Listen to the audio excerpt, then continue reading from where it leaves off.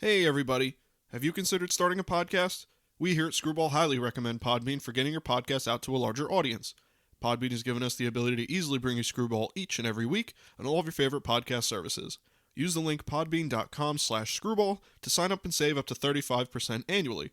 You can also use the link podbean.com/pro/screwball to sign up for a business subscription. Happy podcasting. Hey everybody, welcome back to Screwball, a baseball podcast, your home for everything baseball. I'm your host, Mike Lepre, here with my co-host, Frank White. Hey, how's it going? Now, this week we got a little bit to talk about, a little bit of controversy, some breaking stuff that we had happen just earlier today on Monday we usually record. So I think it's important to get right into it and talk about some pretty pertinent relevant stuff, But first we're going to talk about kind of our topic of discussion today, a big topic of discussion after yesterday's Phillies-Braves Sunday Night Baseball game, is the replay controversy. So, on Sunday, April 11th, the Braves and the Phillies faced off on Sunday Night Baseball, and the ending caused quite a few eyebrows to raise. In the top of the ninth inning, Alec Boehm came home on a sac fly to Marcell Ozuna in left field, and he was called safe on a close play. Upon further review, many believed that Boehm had never touched the plate, and the call would be reversed. The call was upheld, and the Phillies went on to win the game, leading to a major outcry by baseball fans, writers, and players.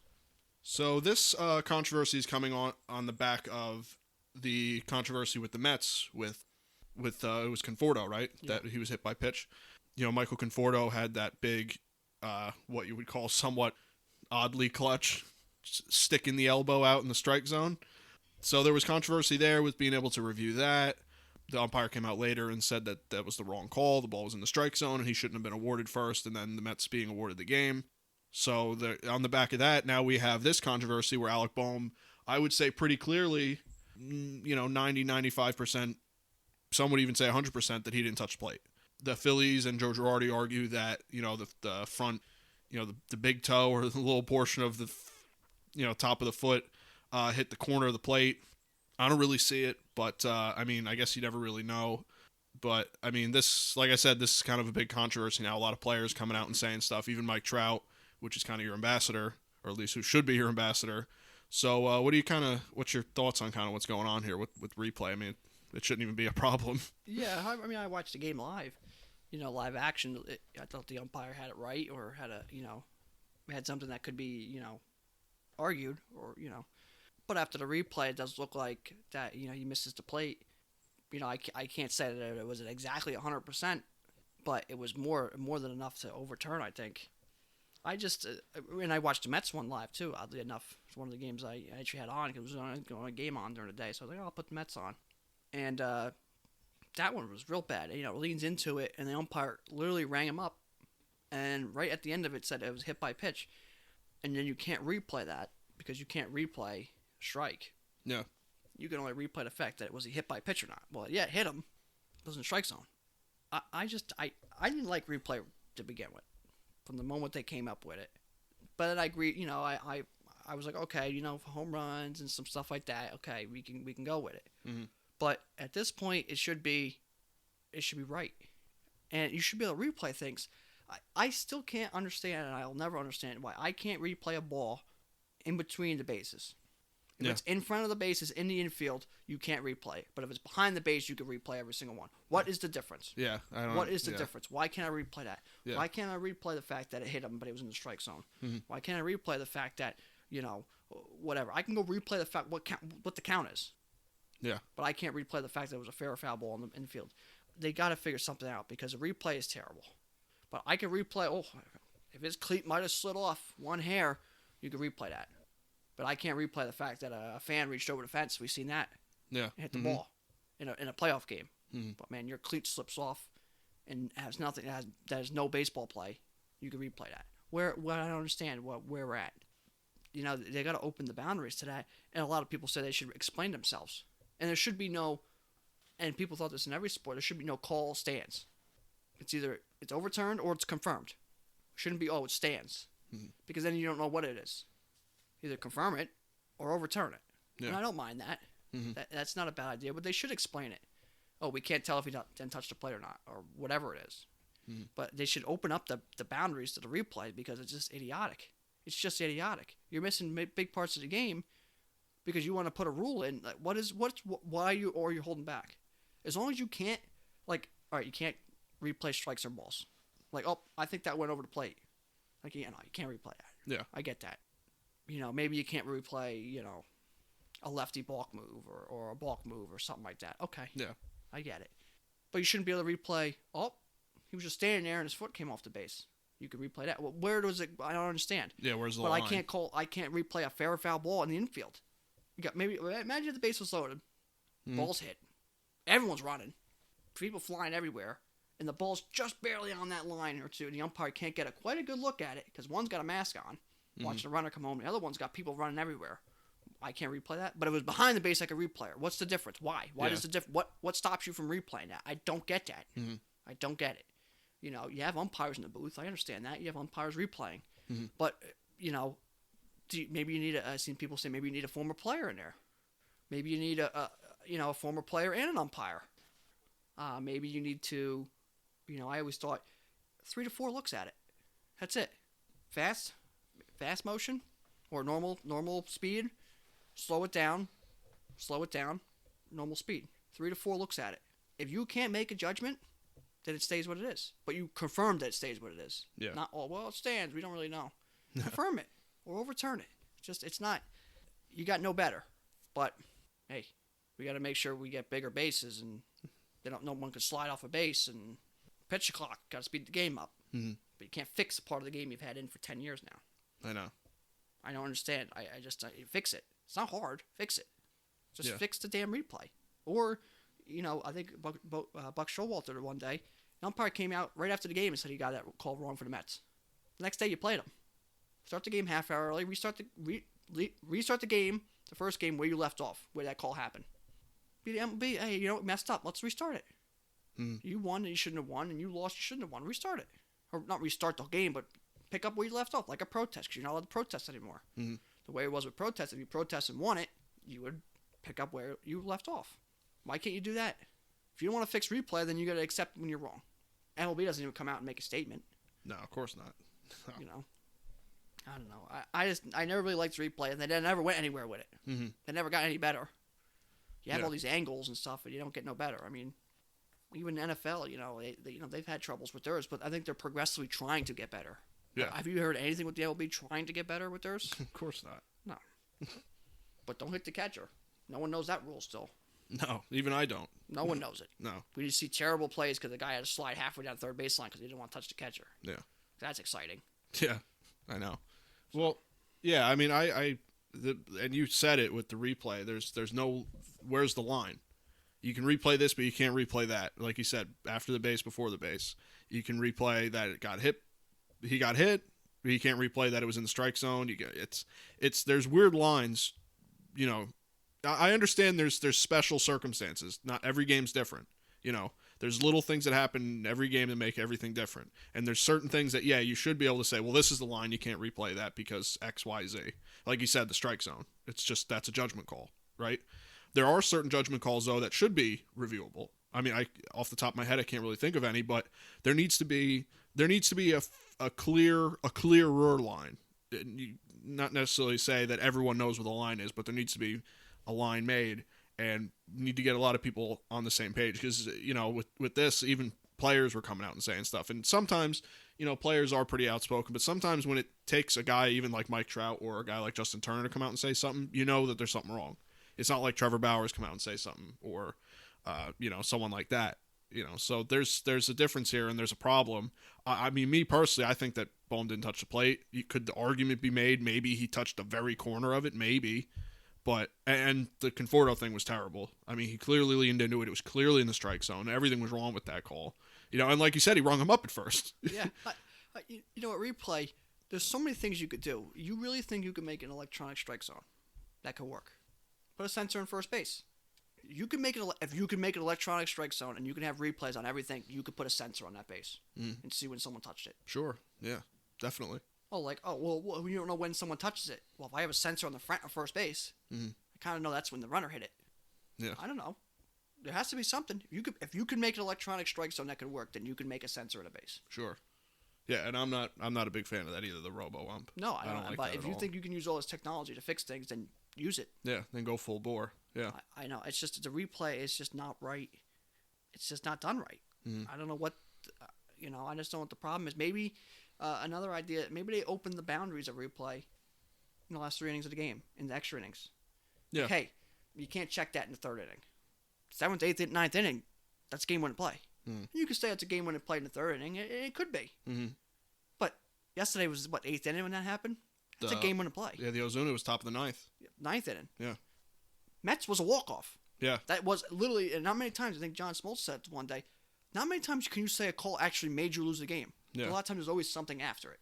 That made you lose the game. Yeah. That was the last thing. So maybe they opened the boundaries maybe in the last 3 innings. Or maybe in the last 2 innings, 8th, 9th, and then the extras. At least, okay, at this point, maybe now you can replay.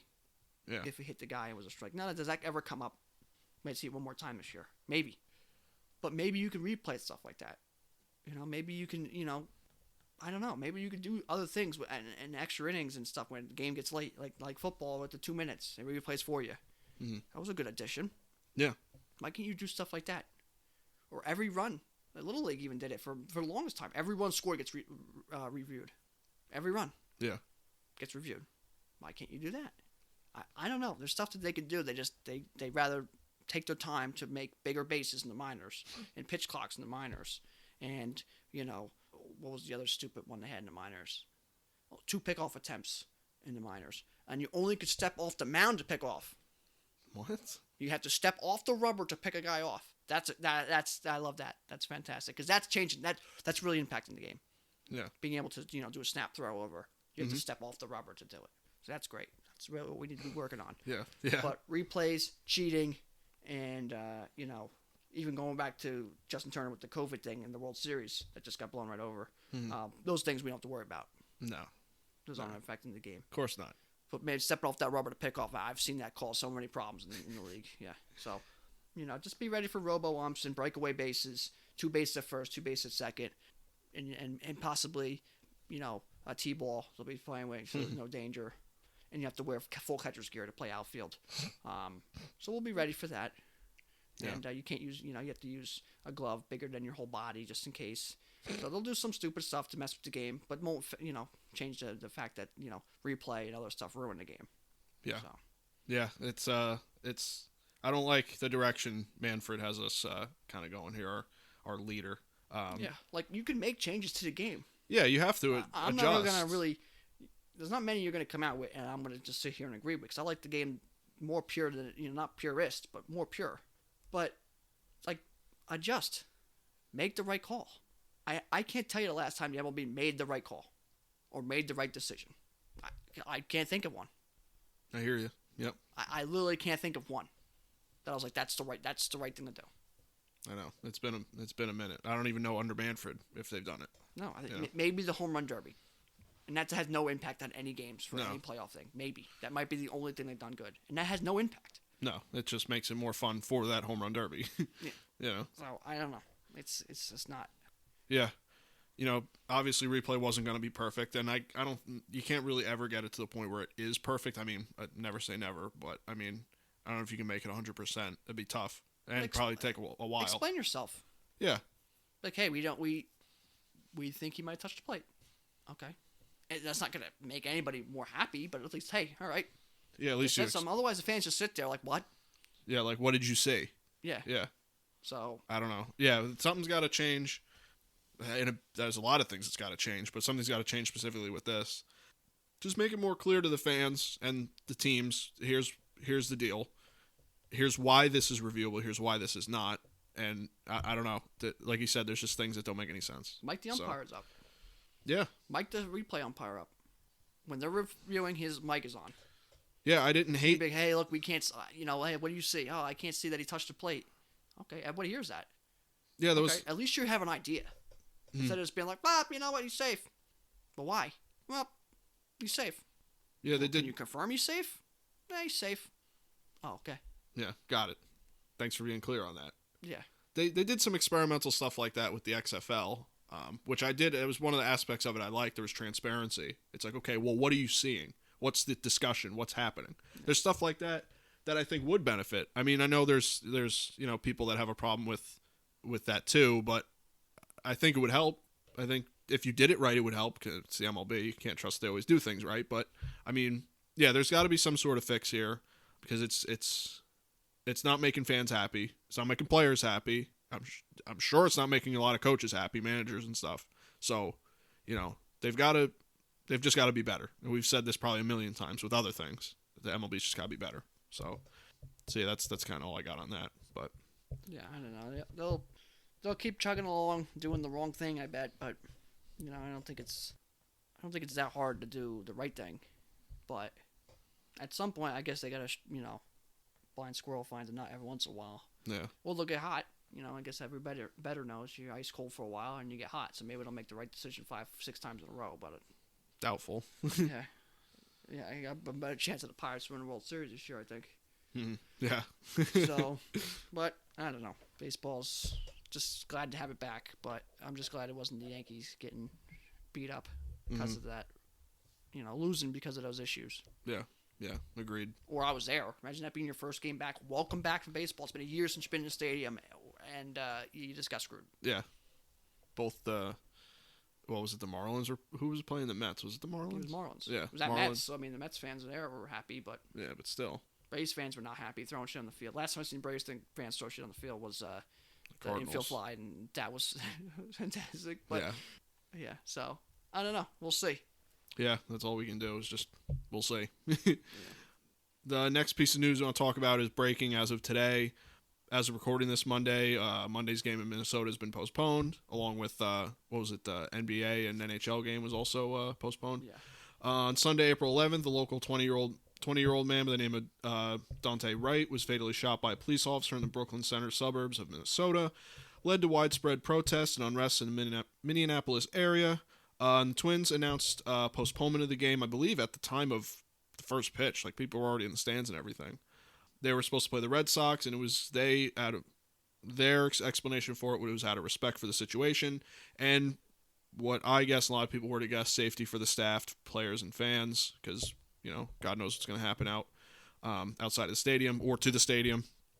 So just thought I'd bring this up. It's just pertinent to Minnesota and their team and the Red Sox being there, and does this thing now go on? Do they have to postpone the series? Did the riots last that long? It's just a thing that, as we're recording this, we just don't know. Is it going to be a big thing? Do they have to now consider where they play?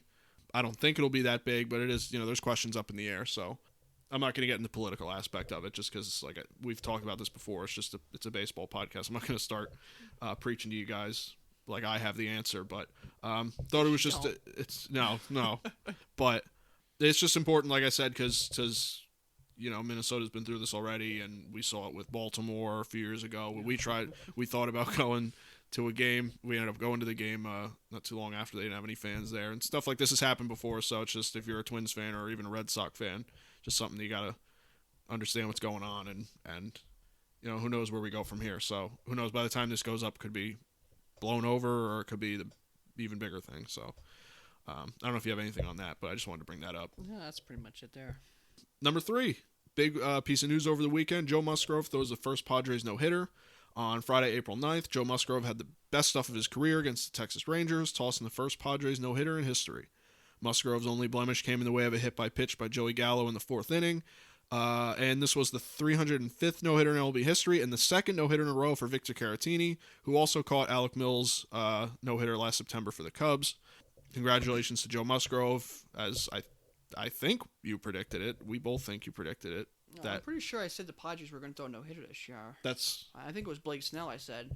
Well, yeah, I figured they had a good rotation. I think we mentioned the Padres being able to throw a no-hitter this year. I think we said last year I think I had them a combined no-hitter or something, a team combined no-hitter. I thought they were going to throw because they were weird like that. But, yeah, good for Joe Musgrove. Grew up in San Diego, wanted to play for them all the time. He has a tattoo said before he even got drafted because that's how much he thought he was going to get drafted by the Padres. Oh.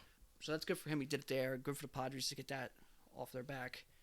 And, Mike had Joe Musgrove in fantasy, so I lost in fantasy because he threw a no-hitter. So yes, that's a good start to my fantasy year with a couple injuries. So that's always good. Yeah. But congrats to Joe Musgrove and the Tatis-less Padres. Yeah. They're still doing good, so the Padres as a whole. So, but yeah, that that made me happy. I saw a no-hitter on my column because I don't get that. Can't imagine any of us play fantasy get that very often. So It's time to trade him. yeah, oh yeah, I know. That's what I thought. I was like, well, he's done now. That's his season. But yeah, no, congratulations to him. Congratulations to the Padres. Was it 50 some years without one? So 8,000 games or something like that. yeah, Over so 8,000 games. and it was really just shy of a perfect game, which would have been cool for them too. You know, because obviously, like I said here, 305 no hitters. Not that it's not a thing. It's just that perfect games are really rare. So, Yeah. so that would have been even cooler. But yeah, congrats to him. Number 4, kind of the last big thing. It was like kind of last week after the news we talked about kind of overshadowed it. But Trevor Bauer had a pine tar incident. One of the most vocal men in baseball has come under investigation by the MLB for the possible use of foreign substances while pitching. Bauer has been outspoken in the past about players that use foreign substances, and reportedly, the umpires collected multiple baseballs used by Bauer during his was it his first start of the season? I'm not sure exactly what start, but yeah. Yeah, it was his first or second start, and they had collected multiple baseballs that, quote, had visible markings and were sticky, end quote. So, like I said here, Bauer, one of the most outspoken guys in the MLB, probably the most outspoken guy in the MLB, very outspoken about using foreign substances and spin rate and all that stuff. So, not going to say that I feel bad for the guy, but I suspect, there's no 100% clarity on this, but I suspect most, if not just about all the pitchers in the game, use a little something. Especially when it's cold out. So yeah, so there's a little part of me that's like, well, I'm sure most guys are using something. Visible markings, is he using something else? Is he using a razor or something? Like, The Negros. yeah, so is there something more going on to this? Is it just pine tar? If it's just pine tar, it might just be much ado about nothing. I'm not really, I'm not the biggest Bauer guy, but I think it is a little bit like whatever, kind of in my eyes, just because I feel like a lot of guys use the pine tar stuff. They had it on their hat and wherever the hell they got it. So you seen Pineda had it all on his neck that one year against the Red Sox. So I don't know how you really feel about this. Who knows what the investigation finds, if they find that he was scuffing it or whatever. I mean, it's kind of, for me, it's kind of whatever. Yeah, I mean, as long as he's not really, globbing it on there or making the ball change complete direction with it. But that's kind of what happens when you trash the MLB and tried trashing Trout years back. And I mean, you could talk bad about them, but the way he does it on everything, and tried saying that Mike Trout was cheating, stuff like that. I mean, it's kind of like, well, we're gonna be hard on you now. We're gonna if we find any little thing, we're gonna go at you because you're going at us so hard. And not just because I mean, if I was a player and seen some of the stuff, I would go at the MLB as well. Just the way he goes about it and says it, and the way he handles himself on Twitter, and again, the cheating thing, saying that Mike Trout cheated and some other guys and stuff like that, and then take back his words. It's like, what are you doing? So if you want to be outspoken, then expect a investigation. Like if you want to do bat flips and helicopter your bat to the outfield on a home run, then you expect a little something in your back pocket next time up. So it's you pay for your actions, I guess. But it is what it is. So yeah, just hopefully he's not cheating, like really breaking it down and getting some real cheating, because the way he talked about the Astros and then they come out him being cheating, that would be quite the story. Knowing him, though, that wouldn't surprise me. No, knowing him. No, and the Dodgers, yeah. So that's pretty much it. That. But the little bit I got here is the extra innings again. We see a million of those games, so we keep seeing this rule that we won't see in the playoffs affect this regular season. I hate it. Yeah, the All-Star game got moved from Atlanta, like we mentioned last week, got moved to Colorado. I don't really get. I mean, I like Colorado. I think it's a nice stadium. Home Run Derby should be a ruckus with it being out there. Just kind of a shot in the dark kind of place. I don't really know. They could have went Texas full crowd. I mean, Colorado probably have a full crowd by then. Dodgers, because they lost their All-Star game. Oddly enough, I've seen a lot of people mention the fact that Colorado had, I believe, also has part of voter ID as their part of registration for voting. So I thought that was ironic. So, like I said, it's not bad. I don't mind Colorado. It's just it was a little weird. I have the Rays-Yankees, rivalry renewed. We've seen, almost fireworks yesterday in the first inning. Kevin Cash saying, talking a bunch of smack about the Yankees and how they pegged, I think, 4 hitters in the series. If I remember correctly, I believe one series last year, the Rays hit the Yankees 7 times, so I don't really know where he's going with that. But maybe you should worry about maybe just having a starting pitcher go more than 5 innings in the World Series and, instead of worrying about who's getting, beamed on his team. But the Rays-Yankees rivalry seems to be brewing again, unlike the Yankees and Red Sox rivalry we wish we could see back.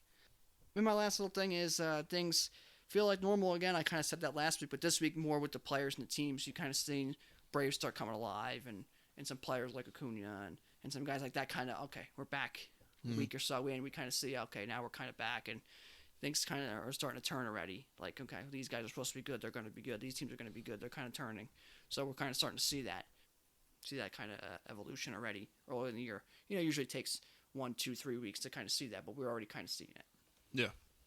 To go into that, I think that's a great segue here into how we always do our episodes in the hot and cold.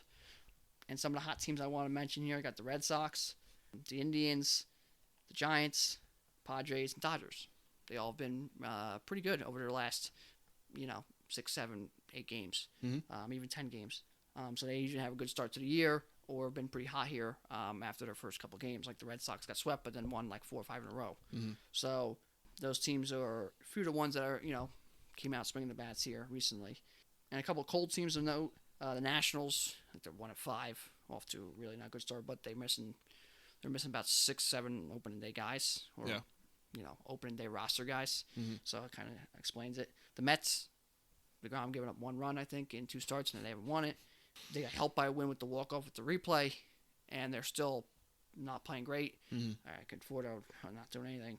So they're one of the teams here. So Nats, Mets, Tigers, after they started off relatively hot here, start the year, they're cooled off. Blue Jays, I think, lost 4 in a row at one point until they beat the snot out of the Angels the other day. Yeah. And the Rangers, I think they lost 3 or 4 in a row here and got no hit. So no. That usually puts you on the cold list. Yeah, it should. Yeah, a lot of those teams I would say make sense. It's still, 10 games in? You can't really. Again, 2 weeks to 3 weeks is usually, okay, now we're back into the swing of things. But again, you start kind of seeing that ball rolling. These guys are going to be good. This team's going to be good. Okay, we'll start seeing that. If they're not, then you're like, okay, this team's obviously not living up to expectations. Yeah. And that's a whole nother segment. Yeah. Yeah, I'm not too, again, like I said last week, no red flags going up or no, nothing going up where I'm like, oh, this team might not be good or, oh, this team's really good. I didn't expect it. It's everyone's kind of right where at least, you got teams like the Yankees 4-5. You got 500. The Braves are 4-5. Get through your first 15 games around 500, and then if you're good, your team will usually be good, and if you're bad, your team will usually be bad. It kind of turns its way. Yeah. But you just kind of got to be all right for a little while. Sure. So, here's my last segment here. Kind of go along with that. Who's doing the best right now? Dodgers, no surprise here. The 2 teams. Dodgers had the best record in the league at 8-2. Right behind them with the Padres, 7-3. Exactly what me and you, and I'm sure a lot of baseball fans thought this would be a dogfight for this division, and it's already starting that way. So I'm sure we'll have that the rest of the season. The best run differential in the league is shared by the Dodgers and the Astros. They both have a positive plus 23 run differential, while the A's are still at the bottom with a minus 32 run differential, thanks in part to a slow start for them. As they are starting to pick it up a little bit. So that's as Frank said, that's hot teams. Red Sox, Indians, teams like that, a little surprising out of the gate. The Red Sox did get swept by the Orioles. They gave it right back to them, I guess. I don't know if they swept them. I guess they did because they won a few in a row here. Well, I don't know if they played them. They could have played them 4 times, but I imagine they won at least 3 or 4. Yeah, that's a good series for them. Yeah. So from there, let's go into the hot and cold players.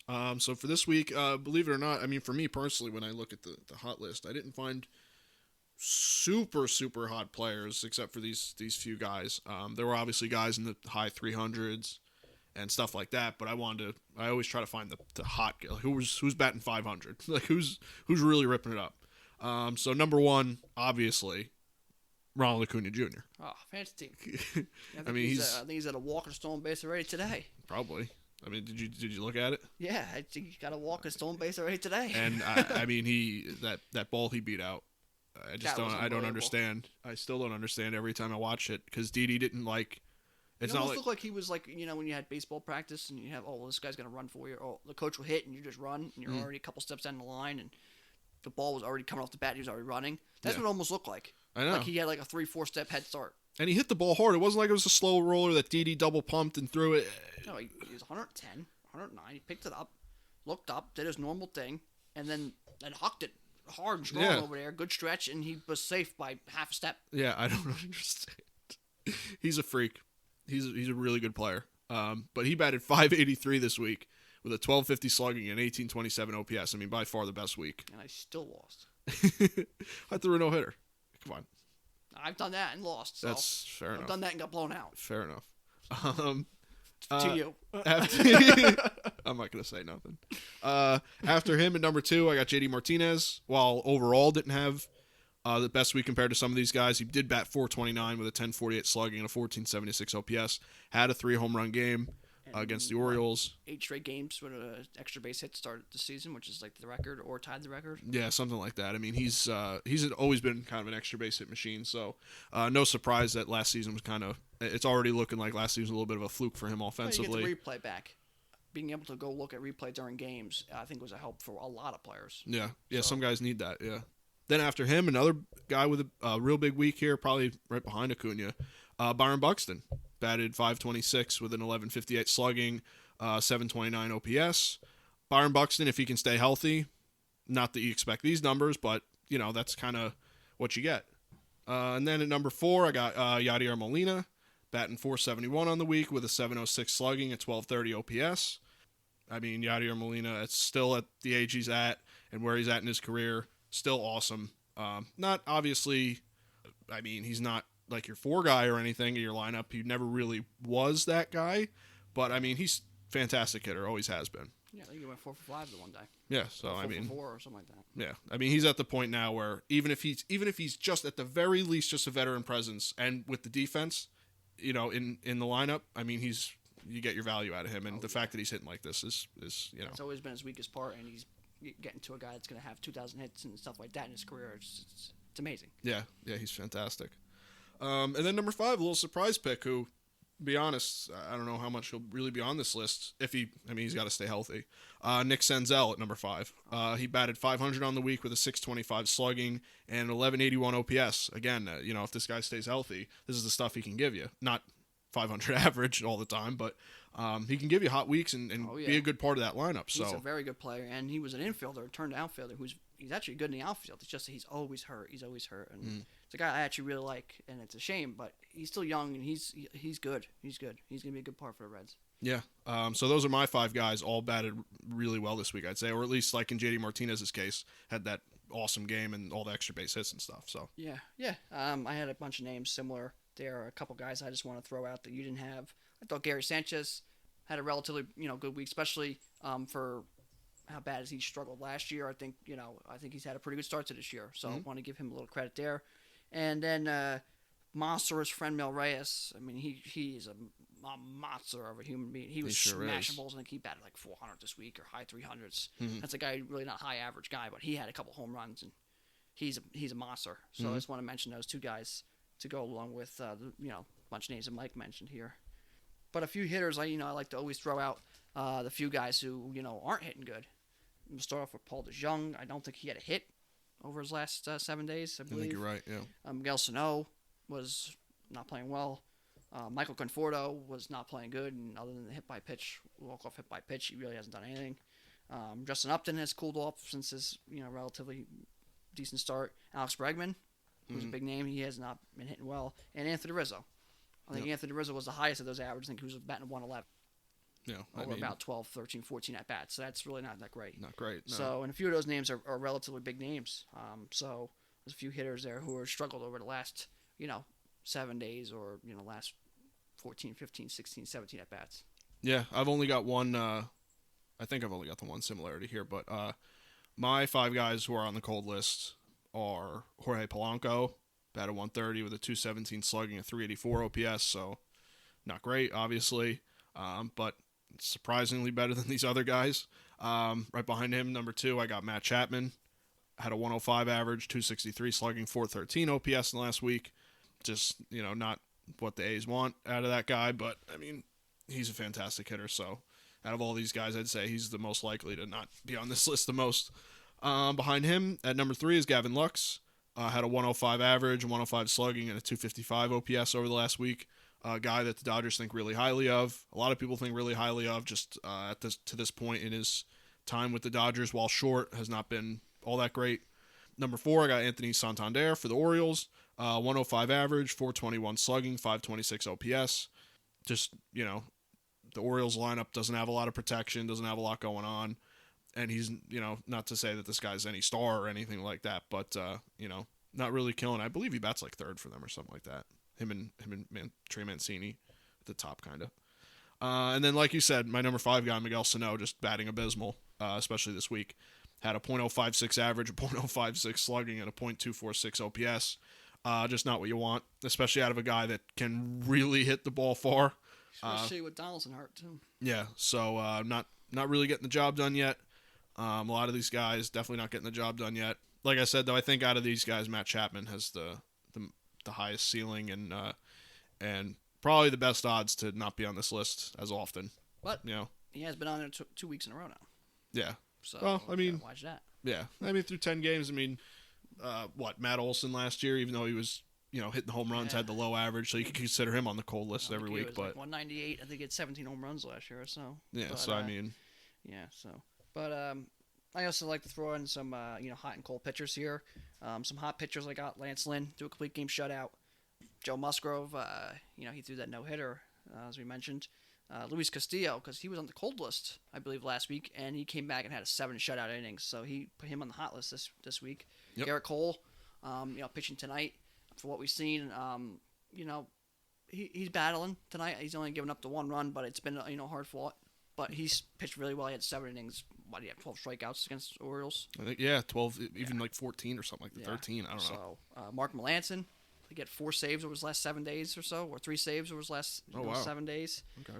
Mike Fultonevich. He got the loss the other day. He was throwing 94 to 96 miles per hour. Velocity was up, and he pitched, I think, 7 innings, 1 run. Okay. So he's been, that's good for him because he was a pretty big name for the Braves, and then had some, arm injuries, and just kind of slowed him down. But if he can bounce back a little bit, that'd be good for him because, that's a guy who we watched pitch in person. Yeah. Mm-hmm. So. A few cold pitchers. Alex Colomé, who I thought was going to be the key to the Twins, has come over there and struggled out of the bullpen. Definitely not what they need. Patrick Corbin, struggling for the Nationals. He got beat up there. Zach Davies, I think only went 2 innings yesterday and got shelled. Ryan Yarborough was part of the Red Sox. I think he gave up like 8 runs to the Red Sox. Yeah. And Marco Gonzalez, another one who not pitching that well. So those are some relatively big names and big pieces to their team, especially, Colomé, the Twins. I thought that was a big move for them, and he's coming off to a pretty slow start for a guy who's always just been consistently pretty good. Always been like a 1, maybe very low 2 ERA guy. Yeah. Yeah, there's some guys on that list I'm not too concerned about, like Alex Colomé. I'm just not, it's early, especially a bullpen guy who only gets the few outings or this early in the season. You have one bad go of it, and it makes your stats look inflated, So I'm not really worried about guys like that. Obviously, the guy who got on the hot list here, Garrett Cole, that's kind of something you expect from him. So, I mean, there's guys that make sense on these lists and guys that you're just like, oh, just must have had a bad week, or, oh, he's got a good week, huh? So just is what it is, just the ebb and flow of the season. And even this early, there's still ebbs and flows. So we already seen guys come out of the gate with no hits, like Ozzie Albies, and all of a sudden they're back, at least hitting a little bit. So we'll see what happens with some of these guys, see what happens with some of these teams. It's still very early. We're not even really halfway through the month of baseball here. So, by the time this goes live, we'll be just about at that halfway point. So we'll get a clearer picture maybe next week, or hell, I mean, maybe it'll take by the end of the month before we even really get a clear picture where, and even then, I mean, the Nationals won the World Series and they had a horrible record in May. So, I mean, I guess you never really know. But yeah, some good stuff going on in baseball. Always some bad stuff going on in this current climate of baseball. So, you take the good with the bad, and hopefully MLB starts to make good decisions over in the top front office there. I don't know what Manfred does all day. He's like, how can I ruin this? How can I take this and ruin it? He just has a big like pinwheel or something, and he just spins it and just has a bunch of ideas, and he just throws them out, or a big raffle and rolls it, and he's like, all right, this is awful. Yeah. Let's roll with it. Yeah. This is terrible. Let's do this. But anyway, to get to our last little segment, I just want to throw some injuries out there to mention. Start off with Tatis, subluxation in his shoulder, which is essentially a dislocation, or popped his shoulder out of place, which has happened to him before. They have not recommended surgery for him yet. He gets surgeries done for the year, so hopefully he comes back. But with that big swing and crazy backswing and stuff like that, he definitely has to take care of himself, especially with already a back injury, and this is the third time, I think, second or third time with his shoulder. Mm-hmm. He has to be careful. But that could have been a huge blow to the Padres and to baseball to lose him for a whole year, especially this early on. Next part, George Springer had a setback. I believe it was his groin or his quad. So that set him back. So that should push. I think it was pushed his time to about 10 days back. Mm-hmm. Chaz Rowe expected to miss 12 weeks. Dexter Fowler towards ACL. He's done for the year. That hurt. A.J. Puck, again, he had pitched great out of the bullpen for the A's. I think 3 1/3 innings, like no runs one day. He has a bicep injury. He has had arm injuries in the past. It doesn't seem like this is actually part of that arm injury, issues he's had. It's just a bicep injury, so hopefully it's just a 10, 15-day thing and he's back. James Paxton, a terrible break for him, most likely heading to Tommy John. Chris Martin on the IL, expected maybe 10, 15 days, maybe 20-day stint for him. Nothing too major, but a big part to the Braves bullpen to lose for a little while. Mm-hmm. Ketel Marte on the IL with a hamstring injury. I think Mike has him here on fantasy. So he'll have, I'm sure he has a little bit more details. I'm not sure of the severity of that, but I don't think he should be too long. Hopefully he gets back, because he was off to a red hot start. Mm-hmm. No, I know. Cody Bellinger on the IL as well, another huge name, and one little bit good part, I guess, for injury part is Nationals getting a bunch of guys back. Yeah, Josh Bell, he's back, and I think John Lester's about to be back. Brad Hand came back. Jan Gomes, there's a bunch of them. So Nationals getting some of their guys back. So that's good news, and some of the other guys progressing who we haven't seen yet, like Syndergaard, they said is progressing towards, to his way back, and Chris Sale's kind of working his way back.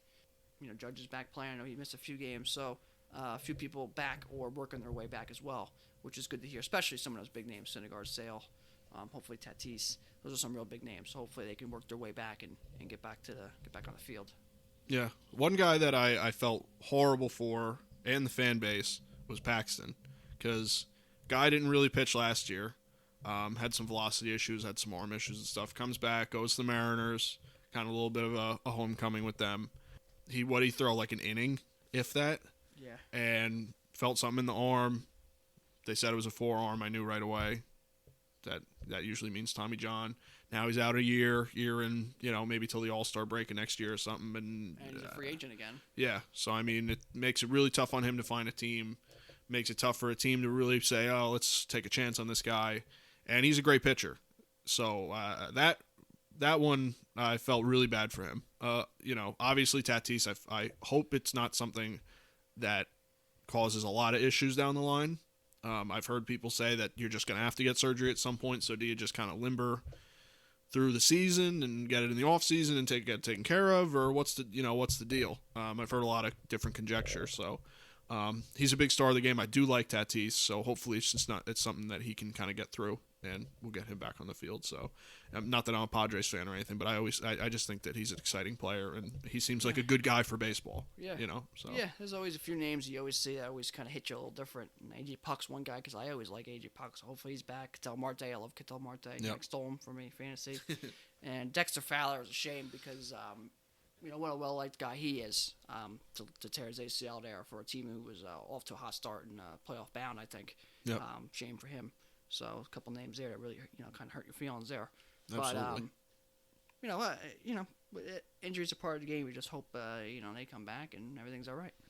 Sure. Yeah, you just hope for the best for these guys to get hurt, even if it's something like Paxton, who's Tommy John, and he's kind of in a weird limbo right now with baseball. But just, hope we get these guys back in the field. You never want to see anyone get hurt, no matter how much you really hate a team or whatever. But yeah, that's kind of all I got for this episode. Replay stuff is concerning, and we'll just keep watching and seeing what happens. And I'm sure, as usually what happens, we record this episode, then something happens that we got to talk about. So that'll probably happen. But we're thinking about moving the posting date.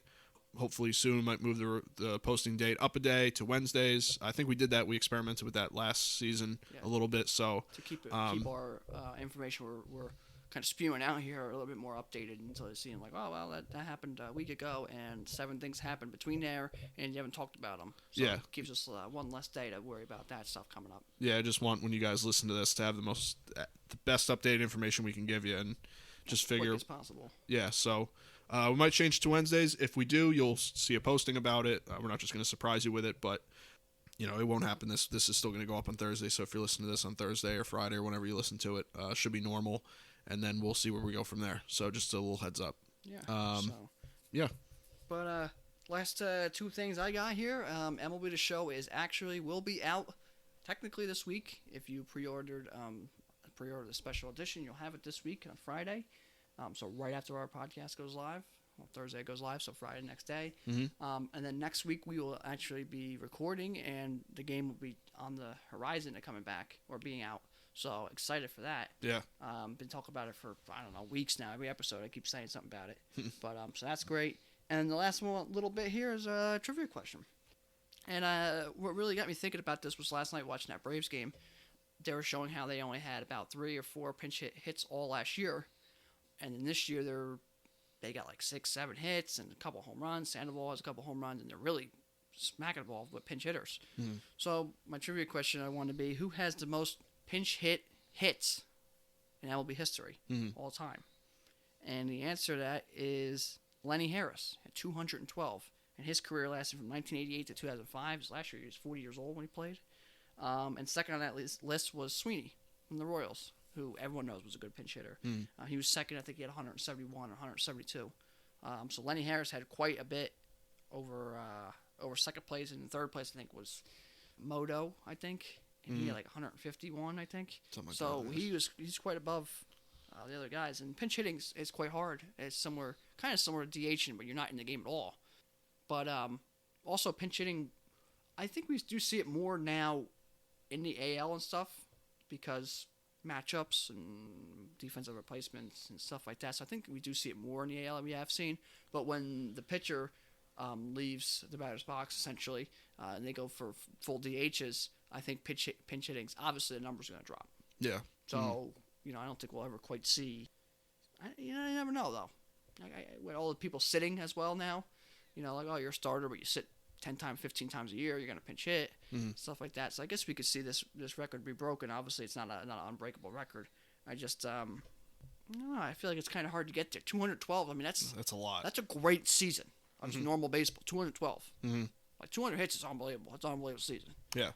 So 212 hits, I mean, that's a whole season of just pinch hitting. It's pretty good. Yeah, that is pretty good. So, but yeah, Lenny Harris, most pinch hits and pinch hits in MLB history. That's a name you didn't really think you'd hear too much. Of course, Sweeney, I knew was going to be on there. I think Matt Stairs has the most pinch hit home runs, so I was like, yeah.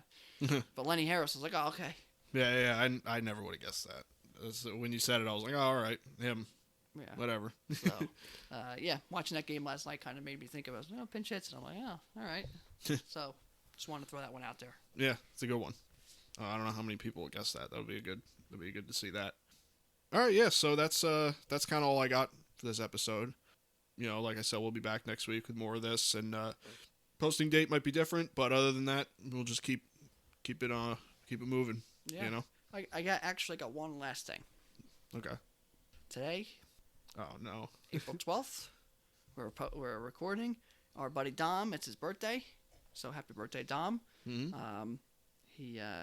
He's one of our good buddies we play MLB with and go to all these stadiums with and make some good trips for. So yeah, just wanted to wish him a happy birthday.